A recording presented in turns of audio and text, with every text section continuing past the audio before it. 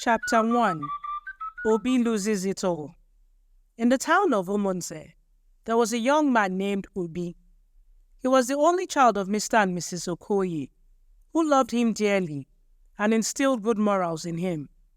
They were a happy family, spending their free time together, playing games and watching movies.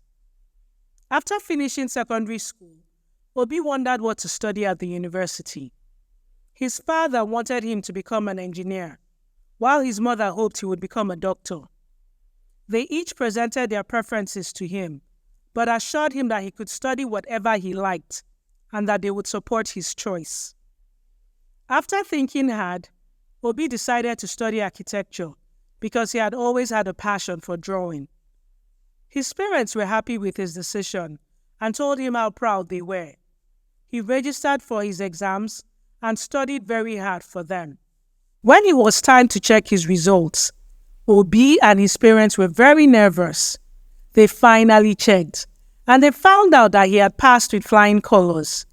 Everyone was so excited that his mother cooked their favorite meal, fried rice and chicken. Soon after, Obie started university and began attending lectures with other students. His parents' teachings never left him, and he kept good company at school.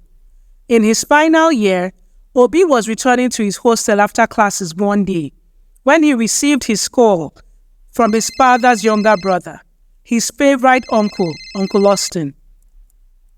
"Hello? Uncle Astino, best uncle in the world. Uncle, you know it has been a long time since you took me out." "Good afternoon, sir," Obie greeted. Uncle Austin sighed loudly and remained quiet. Obie became worried because his uncle was usually chatty and pleasant. "Uncle Astino, is everything okay?" Obie asked, his voice filled with concern. "Obie, I think you should come home," his uncle replied. "I can't. My school is in session. What has happened?" "Your mom and dad." "Obie, your parents." "What about mommy and daddy?" "They were in an accident, and we lost both of them." "What do you mean, uncle? I just spoke to mommy yesterday now. Lost them how?" His uncle sighed loudly again and let out a loud cry. "Ew! My brother is gone," he said, more to himself than to Obie. "Obie, your parents are dead." No, that's not true," Obie cried out, but his uncle confirmed it was true. Obie broke down in tears after the phone call with his uncle. His roommates consoled him, but he couldn't stop crying. His parents were everything to him. How was he going to live without them? He spent many days crying, but eventually had to travel home for their burial. After the funeral, he returned to school to write his final exams. The death of his parents almost affected his performance, but he fought to pass and make them proud. Not long after, he finished school and returned home to take over his father's business. On arriving home, he received the biggest shock of his life. Chapter 2. The Great Shock. Obie arrived at his father's compound and found that their gateman, Felix, was nowhere to be found. He knocked loudly for some time before another man he didn't know, wearing a security uniform, came to answer the gate. "Yes? How can I help you?" said the gateman angrily. "Why you dey knock like fool?" "This is my house," said Obie, not believing his ears. "Who are you?" "Come on, open this gate." "Oga say my no open gate for anybody until he come back," the gateman responded. "So you go wait. You hear? You go wait." "Uncle Austin," said Obie, not believing his ears. "This is my father's house. Open this gate now." Obie wanted to go in, but the man did not allow him. Obie struggled and tried to fight his way into his father's house, but to no avail. He then decided to sit outside and wait for his uncle to return. It was getting dark, and the weather was becoming cold. But Obie remained outside waiting for his uncle. Finally, his uncle returned by 8 p.m. and was driving into the compound when Obie stood up to talk to him. "Uncle Ostino, good evening, sir. I've been waiting outside for you, as your new security man did not want to let me in." "That guy is rude, though," Obie added playfully. "Even called me an idiot. Called me so many things. But I'm sure it's because he doesn't know I'm your best nephew, that's why." "Yes, he was acting on my instructions. What are you doing here?" "Here," said Obie, reacting the same way his mother did when she heard something ridiculous. His uncle's question surprised him. This was his father's house. The bigger question should be, what is his uncle doing here? "Uncle, this is our house." "Are you not supposed to be in school?" "I'm done with school, sir." His uncle was quiet for a few minutes before saying, "Well, I've taken over my brother's properties and business. There's no place for you here." "Uncle, just like that?" The words hit Obie like a spear, thrown at him by a strong and focused warrior determined to kill him. He could not believe it. He had heard stories like this, but he never stopped to think it would happen to him. How can this wonderful Uncle Austin do this to him? Uncle Austin, who usually visited his house when his parents were alive, brought him bananas, toy cars, and anything he asked for.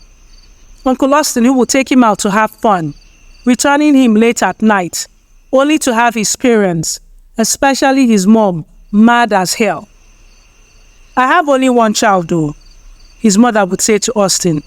"Please, don't bring him back late like this next time. Honey, please warn your brother. Ika Dirokwam, I don't have strength. Please warn your brother." Uncle Austin would apologize, only to repeat the same thing next time. This same uncle, Obie shook his head in disbelief. "Uncle, I don't understand you. I've been outside, hungry and cold." His uncle hissed impatiently and threw some money at him. "Go and get something to eat and a place to sleep." He drove into the compound, leaving Obie there. Obie didn't know when his tears started to flow from his eyes. His uncle had taken everything from him and left him to fend for himself on the streets. Quietly, he picked the money up and looked for a cheap place to sleep. The next day, he decided to go visit his father's older brother. Uncle Afam was the black sheep of the family. If Obie suspected anyone was going to be this wicked, it would have been Uncle Afam. He got there to see Uncle Afam talking with some men. On one side, he saw 3 of his father's cars parked. "Uncle Afam, good afternoon," said Obie. "Oh, Obie," said Uncle Afam, recognizing Obie. "Give me 1 minute." He turned to the 2 men. "The cars are in good condition," he said. "This is the son of the late owner. Obie, your father rarely used these cars, isn't it?" Obie was confused, still wondering what was going on. Then before his very eyes, the man brought out a suitcase of cash and handed it to Uncle Afam. They drove off with the cars. "Uncle, what exactly is going on?" Obie asked, confused. "Those are my father's cars you just sold. Why was I not informed?" "You are still a small boy," Uncle Afam said, "so I don't blame you." He took out a bundle of cash and gave it to Obie. "Oh yeah, take this one and manage, eh? Life is too short." Obie tried to fight him, but immediately a bunch of touts surrounded him. They beat him up, and Uncle Afam left. His tears were uncontrollable as they flowed down his face. How could his own family do this to him? Obie felt betrayed and heartbroken. The same uncles he used to love and admire had turned their backs on him when he needed them the most. He found a small kiosk where a woman sold food and bought a little with the remaining part of the money he had. After eating, he sat in a corner crying and waiting for the woman to close. When she closed, he went into the kiosk, spread his wrapper on the floor, and slept for the night. The weather was so cold, and he shivered while battling mosquito bites. Obie cried again, thinking of what to do. He had to fight this. He would go back to the university to rally his friends. Yes, that is what he was going to do. Then the words of his parents came to his mind. His father had always warned him about his family members and how diabolical they were. You are not strong in prayers, his fathers would say, and you don't even communicate with your ancestors. I beg you, never ever have issues with your brothers or village people, please. You're the only son I have. They will kill you with just one breath to the earth. This got him even more frustrated, but he knew he had to do something. He slapped the mosquito that had perched on his leg, sucking his delicious blood, and tried to sleep, even though sleep never came. Chapter 3. The hustle begins. Thief! Thief! Thief! Help me! Thief! Thief! Help me! Thank God he could not sleep. As Obie heard the kiosk owner shouting when she came to open her kiosk. Please, ma, Obie cried, kneeling down and praying no one had heard her shouting. I'm not a thief, oh. I just needed somewhere to sleep. Please, ma, see my small load here. Obie pointed at his bag nearby. I am so sorry, ma. I am not a thief, please. He apologized to her and begged her to give him a job. She laughed and pointed at him. You, what can you do? He still looked clean, with his well-ironed shirt that was now sporting a few creases here and there, and his neatly tailored trousers. Even his shoes were clean. See here, mama, I can cook, I can clean, wash plates, and even serve your customers. He was so happy right now that his mother had made sure he learned how to cook and clean. So that all those desperate girls will now use food to trap you, his mother used to say whenever he complained that it was a girl's duty to cook. Pound that palm nut some more before I slap you. And when you are done, you wash the fish. And when you are done with the fish, you grate the pepper. Okay? You're a human being. Act like one. Are you sure? The kiosk owner asked as Obie nodded. Yes, ma. I can do all those things. I promise you I can do all those things. The woman thought to herself for a while before she finally agreed. She told him that her name was Mama Fejiro and she hoped that he would be hardworking. That was how Obie started working for Mama Fejiro. He started off with cleaning. Then slowly he graduated to going to the market to get the foodstuff. Before he finally was allowed into the kitchen, he started with boiling white rice, then stews, and then he started cooking soups. He got so good at it that the customers tripled, and she even had to expand the kiosk. Trouble, however, started one morning when Obie was prepping the meals for the day, and there was no salt. In an attempt to get the salt from the room, he overheard conversations between two people. I noticed you no longer patronize me. You did not come this month for the ritual. What happened? Baba, it's not like that, oh. See, I've been so busy. It was Mama Fejiro and another man. Obie recognized the man's voice. It was Baba Adedamola, Mama Fejiro's #1 customer. And this puzzled Obie because he never actually paid for his food. You think you don't need me now because that boy is bringing you good luck. What do you think will happen when he decides he wants to leave and open his own? Oh, yes, he will. Is he not an Igbo man?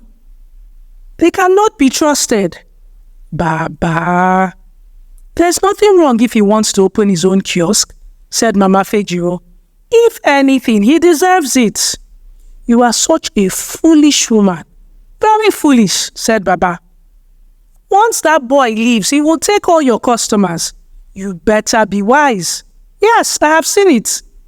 You will never sell a single plate as soon as he leaves. His star is too strong. He's the only person keeping this place busy, I hope you know.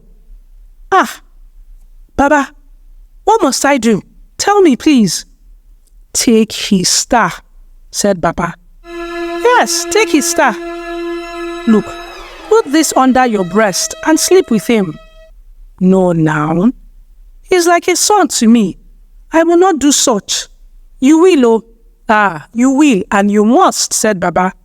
But for now, it is my turn. Oh yeah, remove your wrapper. Remove. Come and lie with me. Oh yeah, come. Kia. Please, as you are enjoying this video, please take out the time to click the subscribe button, click the like button too. It helps the video. Also, drop a comment when you're done with the video so that I know what you're thinking about this video. Thank you so much for watching.